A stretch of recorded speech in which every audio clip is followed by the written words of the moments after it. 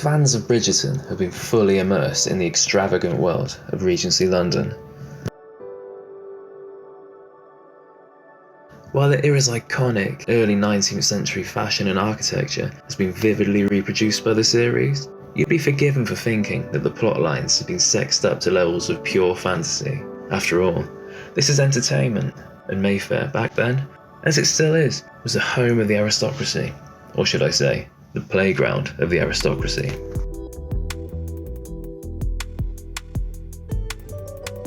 Enter Beau Brummell, the original dandy and most influential male celebrity of Regency London. It is said that at the peak of his powers, it was his influence who decided who may or may not enter the most prestigious social events of the time, that he could bring someone into fashion by showing them favour, or put someone out of fashion by cutting them. He was the closest confidant of the Prince Regent, and even the most affluent men of the time seek to emulate what he wore, his mannerisms, and even his grooming routine. Join me as I follow his footsteps from his legendary time in Mayfair as London's most admired courtier, and discover how a man rises from outside the aristocracy into the inner circle of the Prince of Wales, to the very peak of society, before falling to exile, insanity, and eventually death. In the heart of Mayfair, just a stone's throw from the Ritz Hotel on Piccadilly today, and this is where our journey begins. Beau moved into 4 Chesterfield Street in 1799, and soon distinguished himself as the best dressed gentleman in London.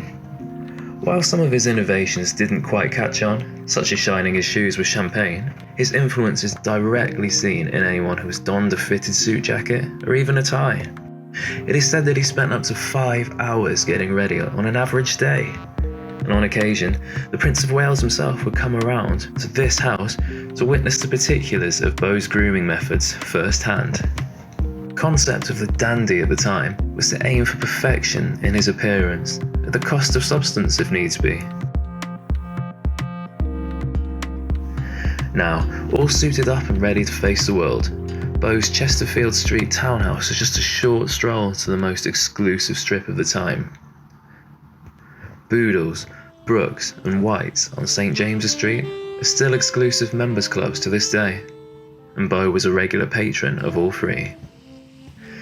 And of this trio, Whites claims to be the oldest members club in all of London, and recent members of this mysterious club can count the likes of Prince William, Prince Charles, and David Cameron to their ranks. Well, far be it from me to speculate what goes on behind these 4 walls today, but in Georgian times, it was a place where gambling was rife, and fortunes, as well as reputations, were won or lost in a second. The bay window here, also known as the Beau window, is traditionally the seat of the club's most distinguished member, and in Regency London, that was none other than Beau Brummell. It is said that one of Beau's troupe once bet £3,000 on which raindrop reached the bottom of this window first. You've got to admire it. When Brummell was accused by an angry father of leading his son into a disreputable gambling transaction, he replied, "Really? I did all I could for the young man. I once gave him my arm all the way from White's to Watier's." On Piccadilly, this humble pret was the site of Watier's Club, also known as the Dandy Club in Regency London, a serious gaming house where it's said that both princes and nobles gained or lost fortunes between themselves there. Brummell was none other than the club president, at the request of his friend the Prince Regent no less. At this point in time, Beau's elitism and obnoxiousness was met with an apparent sense of both admiration and disdain by observers. That was all about to change.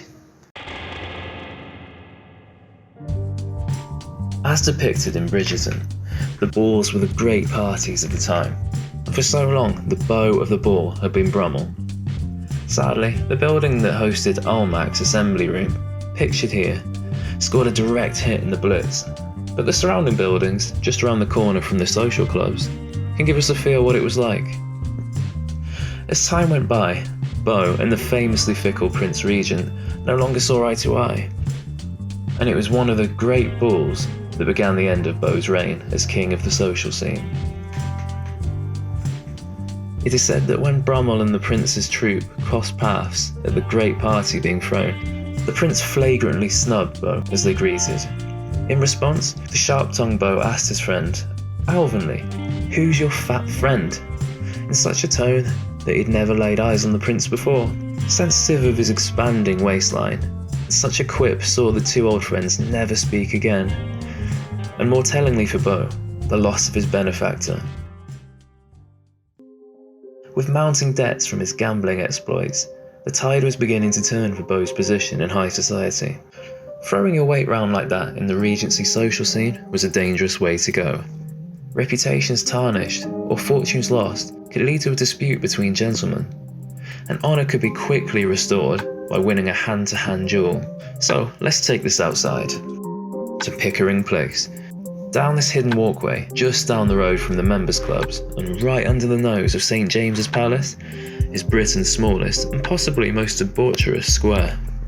At the time, it was a refuge for all kinds of skullduggery, a lawless place where illegal gambling, bear baiting, and other illicit indulgences took place.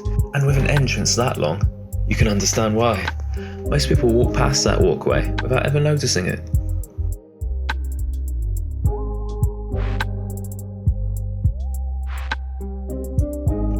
Sword duels were fought until satisfaction had been reached, and for swords, the duel continued until one party was badly wounded, disabled, or disarmed, or until blood was drawn and the challenged party begged pardon.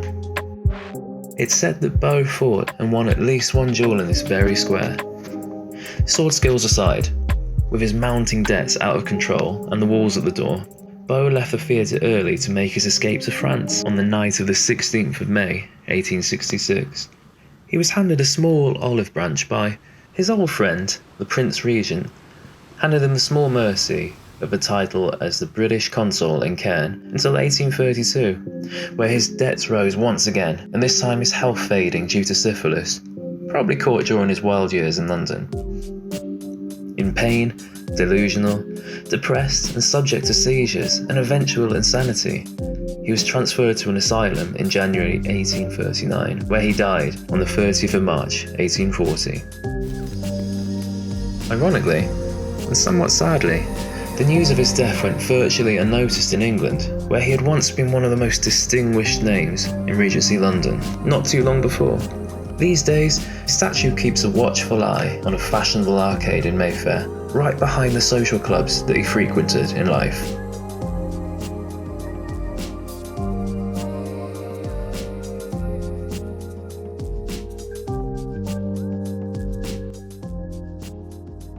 Well, welcome to the end of the video. This is a place more exclusive than a membership to White's, so congratulations. And if you like that, please give me a like. I'm just starting out and that'll mean so much, and maybe some other people can find this too.